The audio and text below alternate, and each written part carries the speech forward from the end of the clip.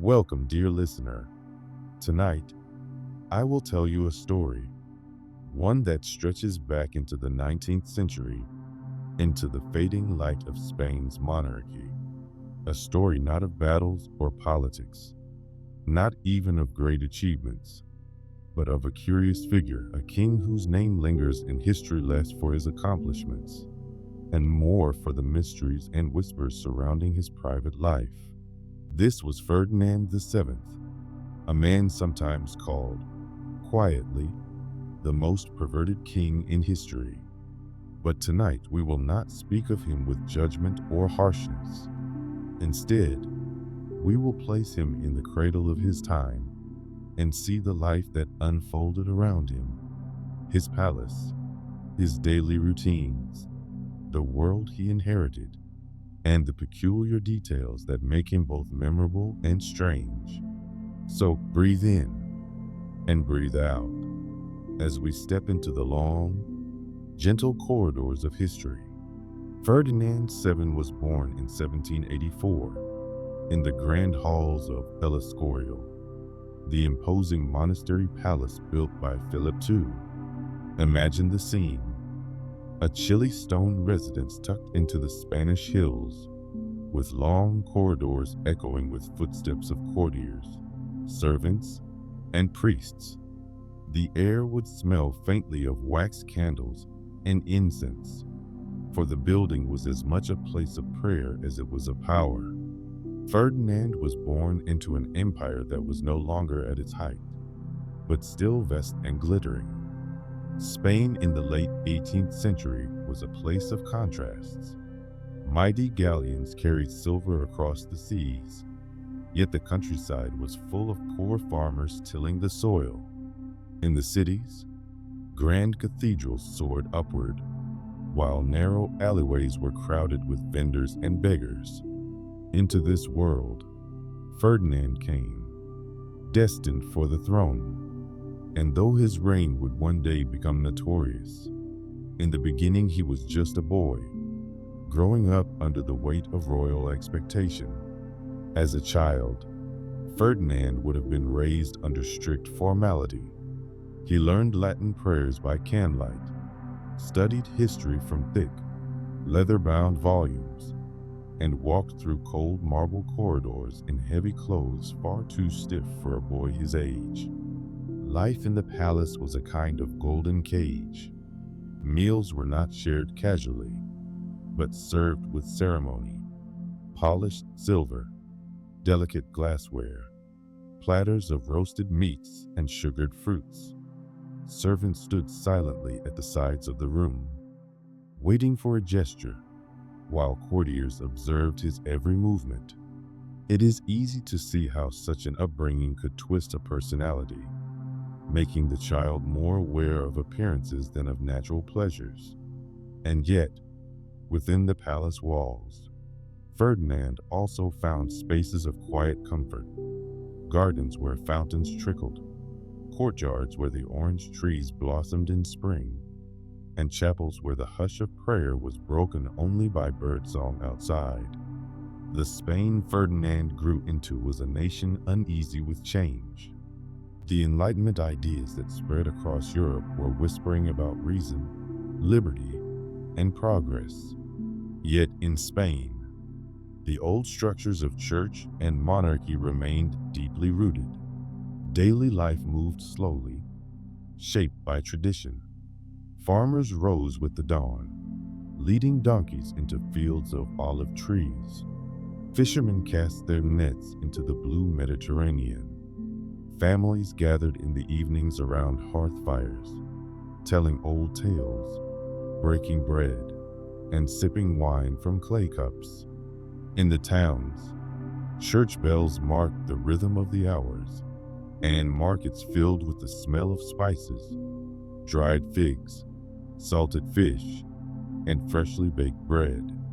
Against this steady hum of life, Ferdinand's own path unfolded, not shaped by the ordinary tasks of survival, but by the peculiar burdens of royalty.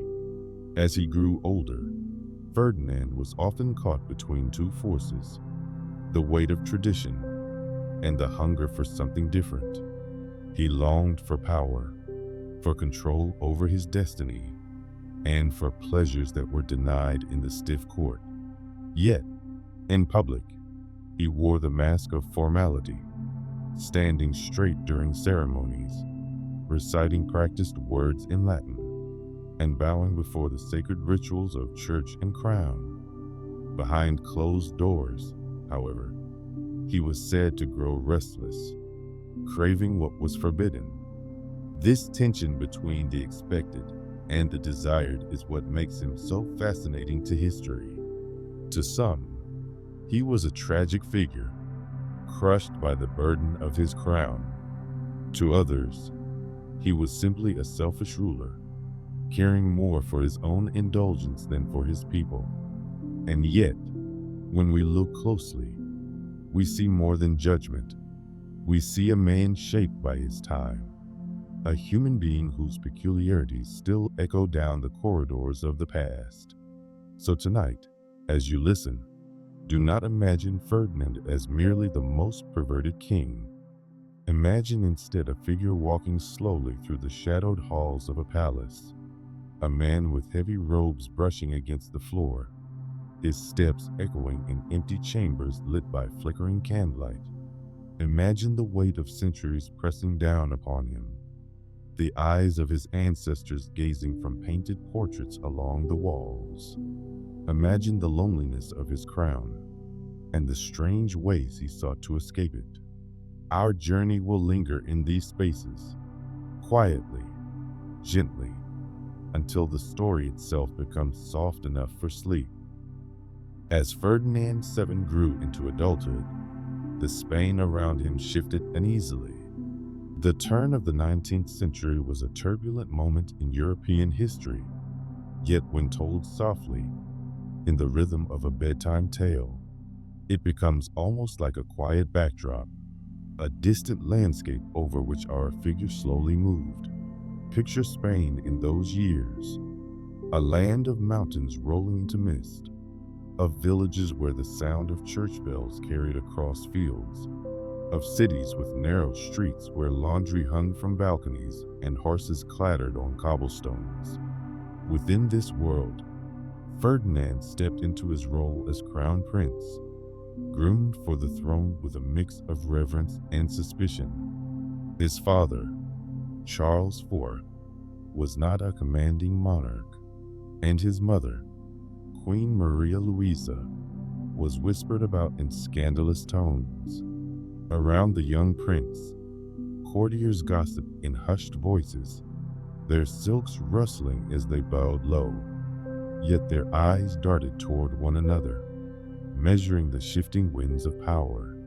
In this atmosphere of uncertainty, Ferdinand's character began to harden. By the time Napoleon's armies entered the Spanish stage, Ferdinand found himself pulled into intrigue after intrigue. But here, for tonight, we will not dwell on battles or bloody struggles. Instead, let us imagine the quieter side of those years. Imagine the prince in a candlelit chamber, listening to muffled arguments beyond the heavy doors. Outside, perhaps, the rain pattered against the palace windows, while inside, courtiers whispered about alliances and betrayals. Ferdinand himself was not a brilliant strategist nor a bold warrior. Rather, he was a watcher, a man who waited for opportunity, his desires hidden beneath a calm exterior. Those who knew him often remarked on his cautiousness, his reluctance to take risks, traits that may have stemmed from his cloistered upbringing. And yet, beneath that restraint lay longings of another kind, not for conquest or for learning, but for indulgences that grew more peculiar as time went on. When Ferdinand first became king in 1808, it was only for a short and uneasy moment. The Napoleonic forces swept across Spain, and his reign was interrupted by the famous Peninsular War. He was even taken to France, effectively a prisoner in the Chateau of Valenciennes. But once again, we need not linger on war. Instead, let us imagine Ferdinand in quiet exile, walking through French gardens trimmed with perfect symmetry, fountains glimmering in the sunlight, birds wheeling overhead. He was far from the dusty plains of Castile, far from the bustling streets of Madrid. In France, he lived in a kind of gilded cage, not unlike the one of his childhood. Meals were elaborate, conversations stilted, and though the setting was grand, the heart of Ferdinand remained restless. Some say it was here, in captivity, that he began to form the habits of suspicion and secrecy that would define his later rule. For when one lives under constant watch, the mind often turns inward, seeking pleasures in hidden corners. When he finally returned to Spain in 1814, the people greeted him with cheers, calling him the Decido, the desired one. Imagine the scene: streets draped with cloth, balconies filled with waving hands, church bells pealing in celebration. The air would have been thick with incense and flowers, soldiers marching proudly in their uniforms, and peasants craning their necks to glimpse their restored king. For a moment, Ferdinand basked in adoration, the weight of his crown seeming almost light. Yet, as history gently reveals, the people's desire would soon turn to disappointment. Ferdinand swiftly abolished the liberal constitution, returning Spain to absolutist rule. To him, liberty was not a gift, but a threat, and the idea of sharing power felt like a betrayal of his birthright. Daily life in Ferdinand's court was both grand and strangely monotonous. Imagine the rhythm: mornings beginning with prayers in the royal chapel, the scent of wax candles and polished wood filling the air. Breakfast might consist of chocolate, a thick and sweet drink beloved in Spain, served with bread still warm from the palace ovens. Then came audiences, courtiers lined in stiff rows, bowing deeply as they presented petitions. Ferdinand listened with a face of solemn calm, though often his decisions were guided less by wisdom and more by the whims of those closest to him. The afternoons might be filled with hunts, for hunting was a royal pastime, offering a sense of vigor and command. Picture the king on horseback, his entourage trailing behind, the sound of hounds baying in the distance. Yet even in these pursuits, there was a heaviness, a kind of formality that kept joy at a distance. As evening fell, the palace lit up with the glow of chandeliers.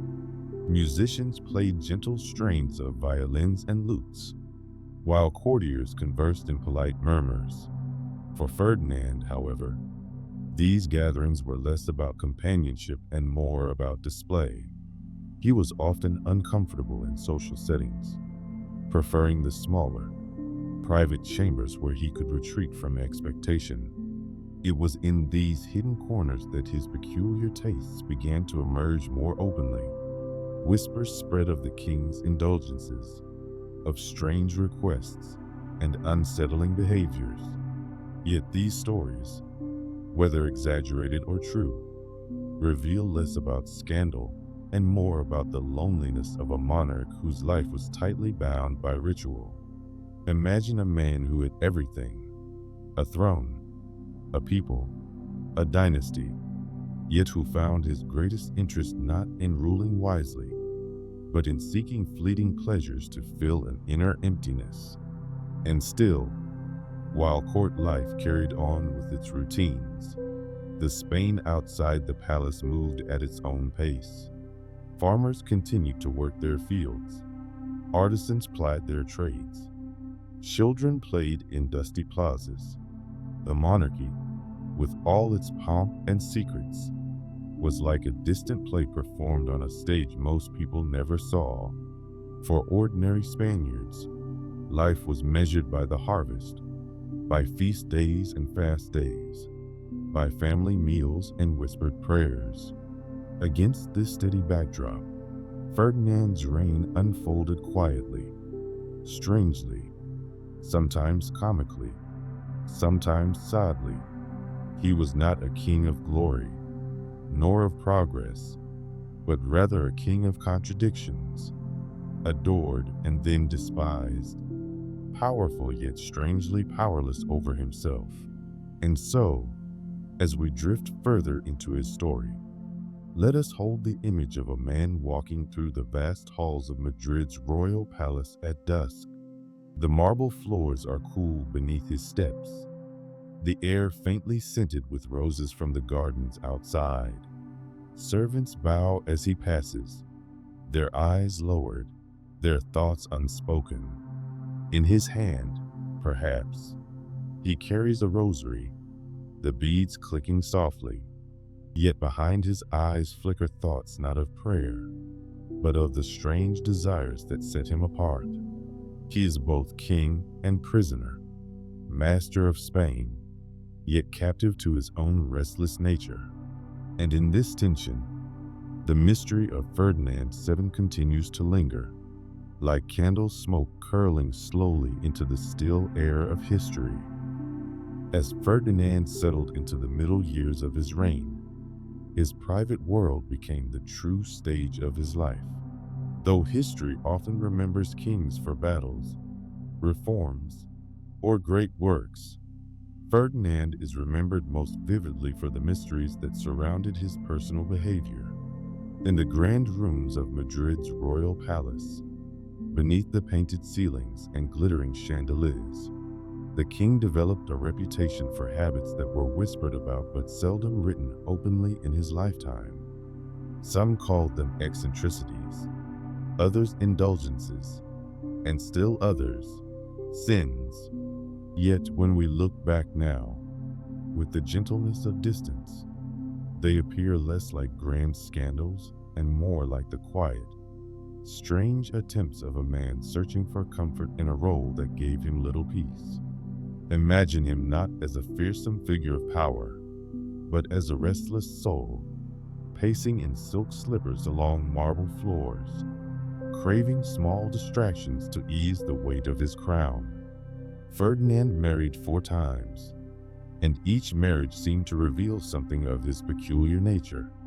His first wife, Princess Maria Antonia of Naples, was a young woman brought into the Spanish court through dynastic necessity.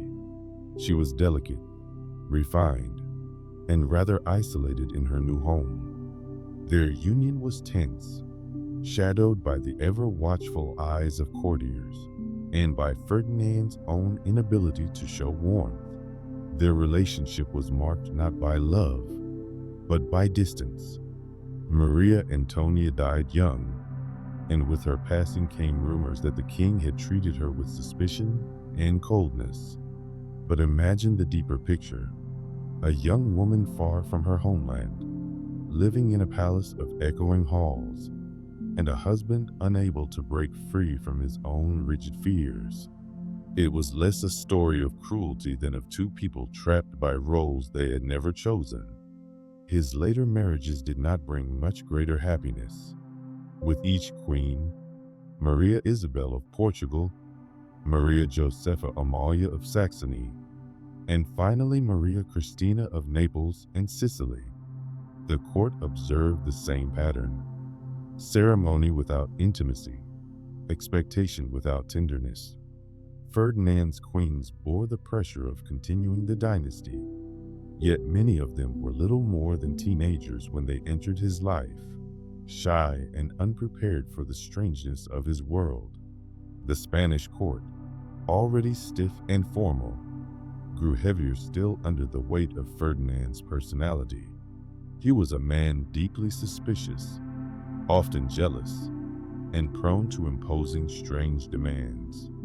Whispers spread of his obsession with control, with rituals that seemed more about power than affection. Servants noted his peculiar tastes, some of which were spoken of in hushed tones long after his death. And while some of these tales may have been exaggerated, They paint a portrait of a king whose inner life was far from ordinary. In the quiet of his private chambers, Ferdinand created a world of routine. His day might begin with prayers and official business, but the evenings belonged to his peculiarities. He was said to find amusement in crude entertainments, preferring gestures and strange spectacles over refined music or poetry. Where other monarchs of Europe filled their salons with philosophers, artists, and enlightened thinkers, Ferdinand seemed content with shallow diversions. This earned him a reputation not just for eccentricity, but for vulgarity. And yet, there is something almost pitiable in this picture. A lonely king, unable to connect deeply, surrounding himself with distractions that never truly satisfied. One can imagine him slouched in a richly upholstered chair, watching some foolish display, his heavy face lit dimly by candlelight, while outside, the city of Madrid slumbered under the stars. One of the most enduring aspects of Ferdinand's private life was his relationship with food. He was known for indulgence at the table, relishing heavy meals and sweet confections. Banquets at his court were lavish affairs, but rather than savoring refinement, Ferdinand preferred quantity and richness. Plates of roasted meats, bowls of stewed fish, pastries filled with cream, and the ever-present chocolate drink formed part of his daily rhythm. Eating, like many of his habits, became less about nourishment and more about escape. In this, too, we see the image of a man weighed down by expectation, turning to earthly pleasures as a way to soothe himself. Imagine the king seated at a long, glittering table, golden plates reflecting the light of chandeliers, courtiers watching in silence as he lifted one heavy bite after another. The clink of silver cutlery, the murmur of servants, and the faint strains of distant violins would form the soundtrack of these indulgent evenings. Yet, alongside indulgence came fear. Ferdinand was a man deeply anxious about illness and death. He often consulted doctors, demanded strange remedies, and surrounded himself with healers who promised cures for imagined ailments. His body, heavy from years of excess, became a constant source of worry. The king's physicians recorded endless notes about his digestion, his fevers, his complaints. In the stillness of night, Ferdinand was said to wake suddenly, summoning attendants to soothe his fears. Perhaps he would sit up in his great canopy bed, sweat beading on his forehead, as servants hurried with candles and cups of water. In these moments, the mighty monarch seemed more like a frightened child, unable to find rest. And it is in such details that his humanity shows most clearly. Behind the crown, he was simply a man afraid of the dark. What strikes us most, as we wander through these fragments of his private world, is the sense of contradiction. Ferdinand was king of Spain, heir to a mighty dynasty. Yet in his daily life he appeared powerless over his own cravings and fears. He was a ruler who abolished constitutions and silenced reformers, yet he could not master his own loneliness. He was surrounded by wealth, yet sought entertainment in things crude and small. He had queens, yet seemed incapable of love. These contradictions make him not only a historical curiosity, but a strangely human figure, flawed, restless, and always reaching for something just out of grasp. So as we linger here, in the middle of Ferdinand's reign, let us imagine the atmosphere of his palace. The day is ending. The corridors grow quiet. Candles flicker against tall mirrors, their light bending into shadows. Servants walk softly, carrying trays or extinguishing lamps. Outside, the gardens are still, the night air cool against the orange blossoms, and in one chamber, behind heavy doors, the king sits alone. Perhaps he fingers a rosary. Perhaps he stares at a plate left half-finished. Perhaps he listens to the muffled laughter of courtiers down the hall. His life is one of grandeur, yet his nights, like ours, are filled with longing and unease. And in this stillness, we come closer to understanding the mystery of Ferdinand VII, a king whose story is less about history's victories and more about the strange, tender fragility of being human. As the years slip by, Ferdinand VII aged into a figure both imposing and weary. His body, once strong enough for hunts and long rides, began to betray him. He grew heavier, slower, and more dependent on the rituals of court life to carry him through each day. The palace itself seemed to reflect his decline. Its grand halls remained impressive, filled with polished marble and gilded mirrors. Yet within those rooms lingered a heaviness, a sense of dust settling on faded grandeur. Imagine the king in his later years, seated in a tall-backed chair, his frame thick, his face heavy, his gaze often clouded by suspicion or weariness. Around him, courtiers bowed and flattered, but behind their smiles lay whispers about his health, his eccentricities, and the uncertain future of Spain once his reign came to its inevitable end. Ferdinand's anxieties about his body grew stronger as he aged. He was plagued by ailments, gout, fevers, digestive troubles, and his fear of death grew more pronounced. Doctors became constant presences in his chambers, offering tonics, poultices, and elaborate treatments. The king's bedchamber was sometimes more like a sick room, filled with the smell of herbs, the clinking of glass bottles, and the soft murmur of attendants. Imagine him sitting upright in bed, draped in heavy nightclothes, while physicians bent over him with solemn faces. They measured his pulse, prescribed yet another draught, reassured him with words he only half believed.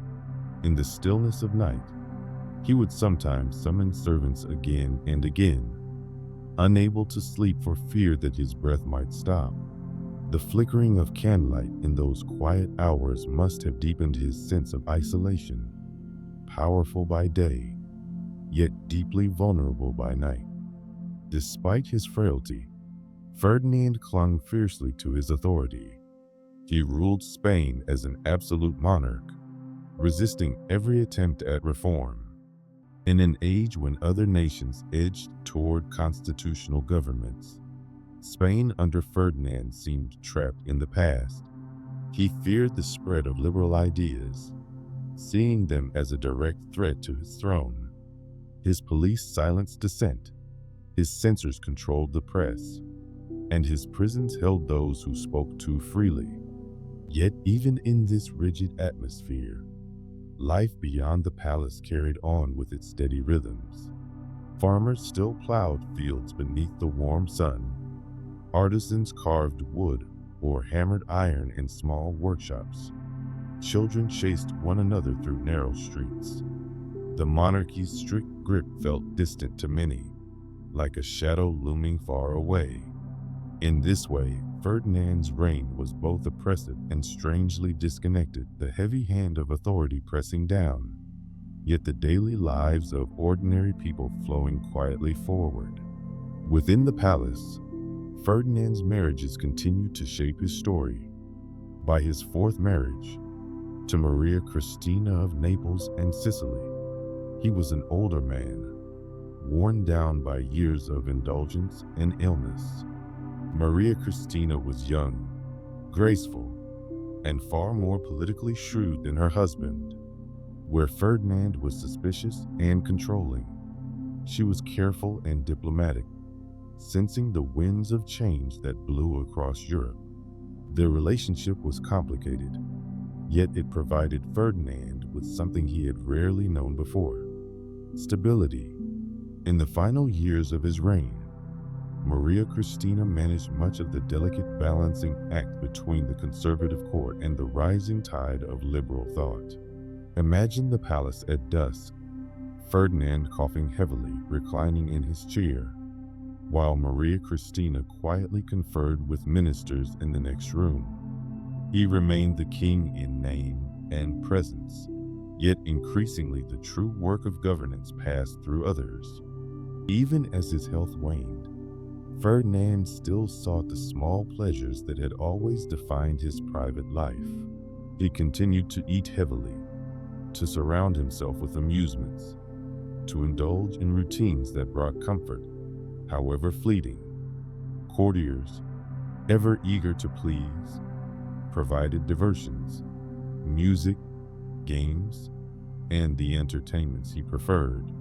But now, these indulgences carried the air of habit rather than joy.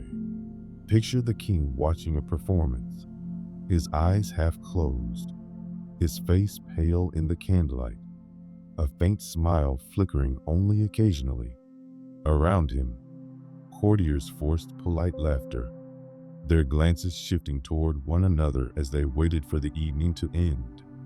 The once restless monarch had grown tired, and yet he clung to his old ways, as though letting go of them would mean admitting the approach of the inevitable. The Spanish people's view of Ferdinand changed as he aged. Once welcomed as the decido, the desired one, he was now regarded by many with disillusionment. His stubbornness, his refusal to modernize, his reliance on repression, all cast a shadow over his reign. Still, for some, he remained a symbol of tradition of the old Spain that resisted change. He embodied the weight of centuries of monarchy, standing as a bulwark against the rising tide of liberalism. For others, however, he was a figure of ridicule, remembered more for his oddities and indulgences than for any noble quality. In taverns and quiet gatherings, stories circulated, some true, some exaggerated, about the king's peculiar habits. These tales softened into folklore, giving him a place not only in history, but in the imagination of the people. And yet, even as his image hardened into legend, Ferdinand remained, at his core, a man alone. The palace around him may have sparkled with wealth, but its corridors echoed with silence. Servants moved softly, ministers spoke cautiously, queens came and went, but the king himself seemed increasingly withdrawn into his own shadow. Imagine him at twilight, sitting by a window overlooking the palace gardens. The sun dips low, casting golden light across the fountains and orange trees. Birds call faintly in the distance. Ferdinand sits quietly, perhaps a cup of chocolate at his side, his hands resting heavily in his lap. For a moment, the burdens of kingship, the whispers of court, the aches of his body, all fade into stillness. He is simply a man at the end of a long day, gazing out at a garden he will never truly walk freely in. And so, in these later years, the story of Ferdinand VII becomes not one of power or conquest, but of decline, gentle, weary, and slow. The rituals of monarchy carried on. The ceremonies continued. The bells still rang for him. But the king himself was fading. His presence diminished. His life marked more by peculiar comforts than by grand decisions. It is in this quiet decline that we find the heart of his mystery, a king who clung to indulgences even as his body failed him, who resisted change even as the world moved forward, who remained an enigma even to those who served him closely. And as night settles over the palace, and the candles are extinguished one by one. Ferdinand VII drifts deeper into history, his story lingering not in shouts or triumphs, but in whispers, in shadows, in the quiet spaces of the past. The final years of Ferdinand VII's life unfolded like a candle burning low, flickering, uncertain, and gradually dimming into silence. His health, already frail, grew steadily worse. Gout plagued his limbs, leaving him swollen and in pain. Breathing was labored, digestion troubled, and his nights were restless. The once heavy-footed king now moved slowly, supported by attendants, his steps uncertain. Within the palace, the air often carried the smell of medicines, bitters, tinctures, herbs steeped in water. Servants padded softly across the floors with trays of broth or draughts of wine mixed with remedies. The king's bedchamber became the heart of his world. Tall draperies drawn to filter the sun, heavy furniture arranged close to his bed, the silence broken only by murmured prayers or the quiet scratching of physicians' quills as they recorded their notes.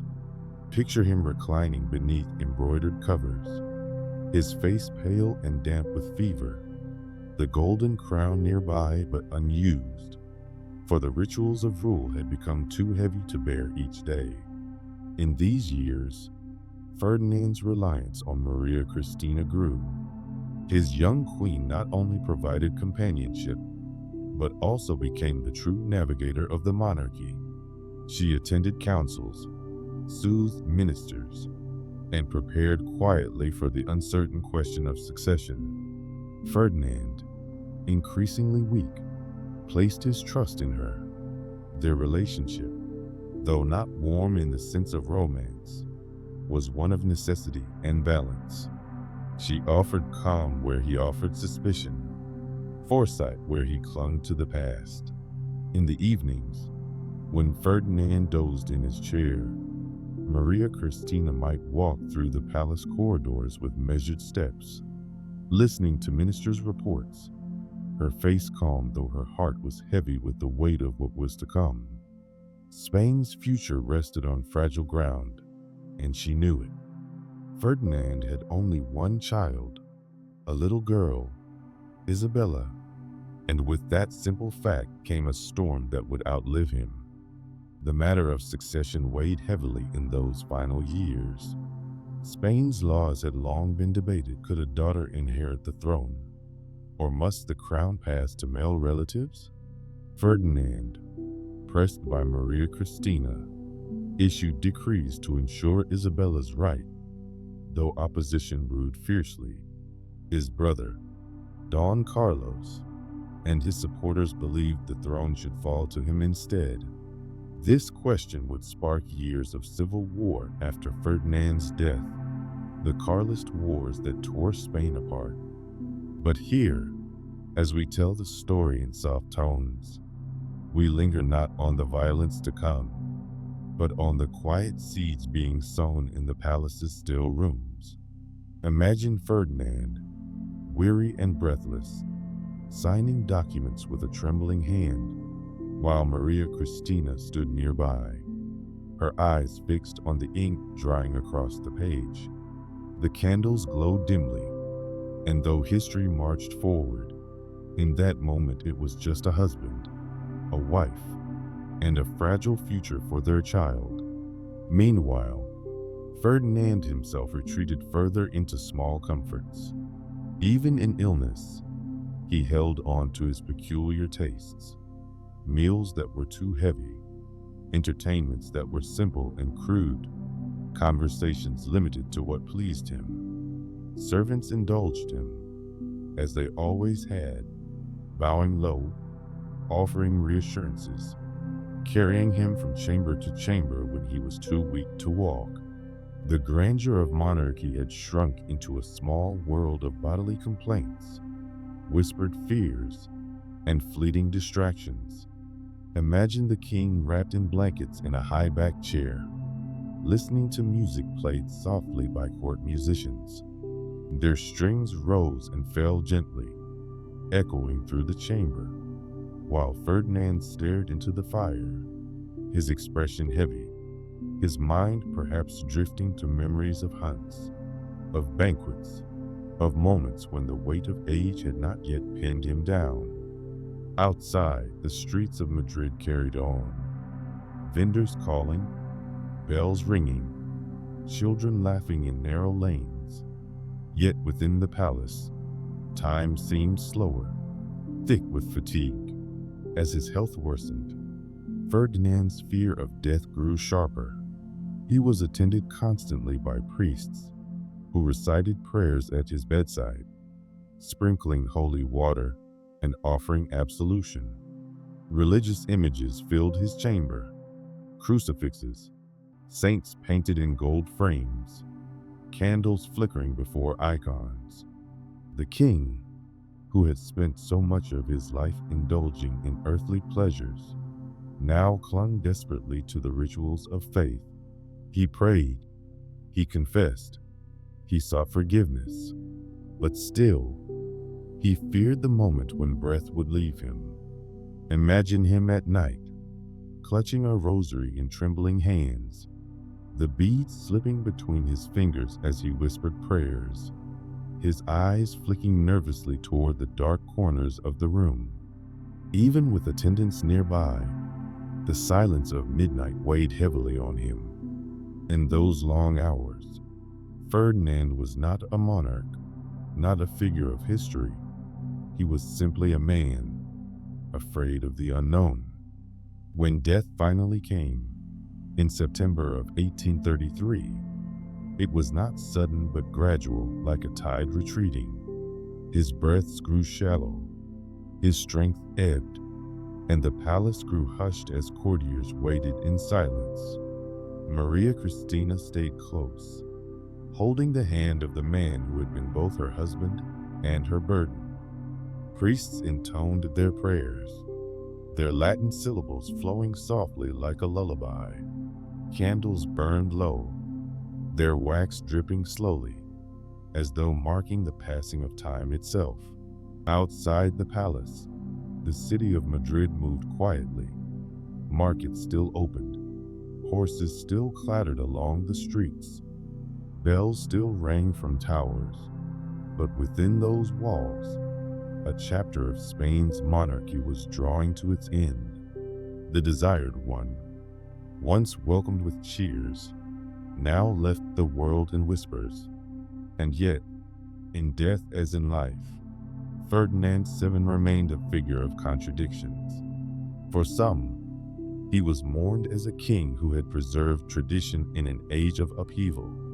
For others, he was remembered bitterly as a tyrant, a man who had dragged Spain backward and stifled progress. And for many more, his name lingered in curious anecdotes. The king of peculiar habits, of strange appetites, of indulgences both whispered and mocked. His reign left no great monuments, no golden legacy of reform or conquest.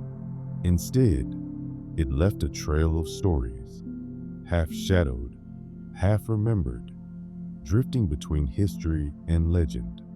Tonight, as we picture his end, we may see not the caricature of the most perverted king, but an old man in a dim chamber, his breath slowing, his crown resting unused nearby. We may imagine the stillness of that final moment, the hush of courtiers, the trembling of candles, the faint sound of a prayer fading into silence. His story does not close with triumph, nor with grandeur, but with the same quiet strangeness that had shaped his life. And as the candles were extinguished one by one, Ferdinand VII slipped from the stage of history, leaving behind mysteries that still linger in the soft shadows of the past. Now that Ferdinand VII's life has drawn to a close, we are left with the lingering question: what remains of such a man? History often rewards rulers with legacies carved in stone, grand reforms, great victories, magnificent monuments. But Ferdinand left little of that behind. His reign is remembered instead in whispers, in contradictions, in peculiarities that still puzzle those who study him. Some call him a tyrant, others a fool, still others a tragic figure imprisoned by his own crown. And yet, as we look gently upon his story tonight, we can see not only the weight of his failures, but also the fragile humanity that lay beneath them. He was a man who longed for power yet feared change, who sought indulgence yet dreaded death, who ruled a kingdom yet struggled to rule himself. In this way, Ferdinand is not so very distant from us. His story may be strange, even unsettling at times, but it is also recognizably human, a reminder that even kings, draped in gold and surrounded by ceremony, are simply people searching for comfort in the quiet hours of life.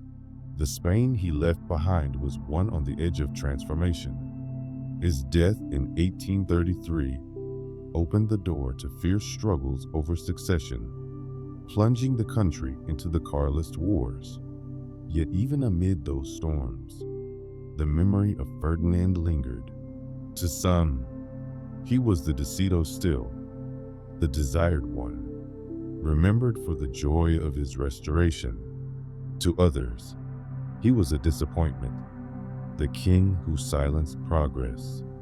And to many, he was the subject of folklore, his peculiarities retold in taverns, his name woven into stories that blurred truth and legend.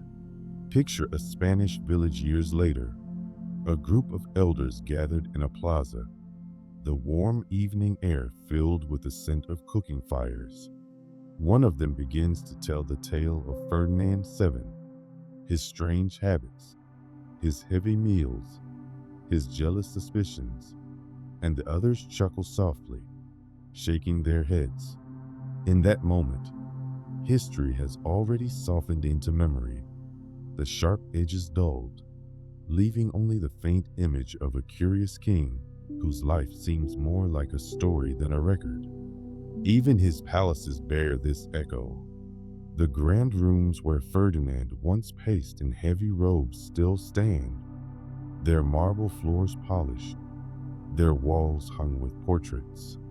Tourists wander through, whispering at the sight of gilded ceilings, imagining the lives once lived there.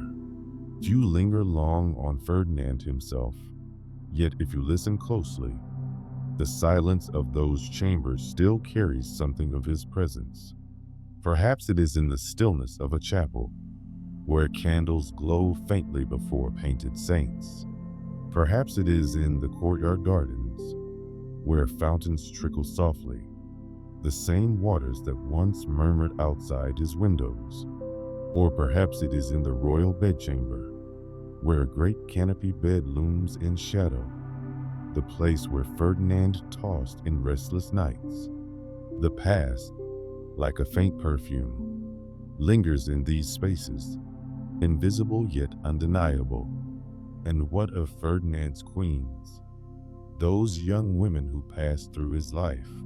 Each left her mark, not in triumph but in the quiet endurance of their roles.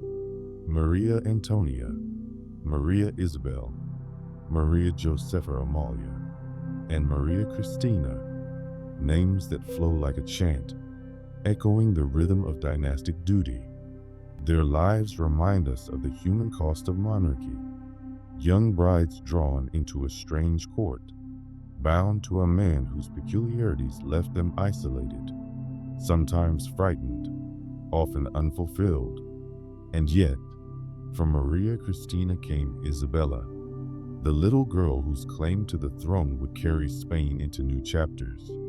It is a reminder that even in the most peculiar reigns, life continues, generations turn, and history reshapes itself. As we look back now, Ferdinand VII is less a king of grandeur than a king of shadows. He left no shining example of statesmanship, no sweeping reforms, no monuments to inspire awe. Instead, he left mysteries, stories of indulgence, of strangeness, of contradictions. And in a way, that is its own kind of legacy. History is not only built by heroes, it is also shaped by those whose flaws reveal the fragility of power. In Ferdinand, we see what happens when authority is heavy but vision is small, when indulgence outweighs duty, when fear eclipses hope. And yet, even so, he remains a figure of fascination. His life reminds us that history is not neat or simple. It is tangled, human, full of peculiar lives that resist easy judgment. So tonight, as we close this story, let us not judge Ferdinand too harshly. Instead, let us imagine him simply as a figure fading into twilight. The heavy crown rests upon a velvet cushion, untouched. The palace corridors stretch long and silent. The candles burn lower, their flames trembling gently before they vanish into smoke. And Ferdinand himself drifts into the great quiet of history, leaving behind only the faint murmur of his peculiar tale. His reign is over, his mysteries unresolved, his story folded softly into the long fabric of Spain's past.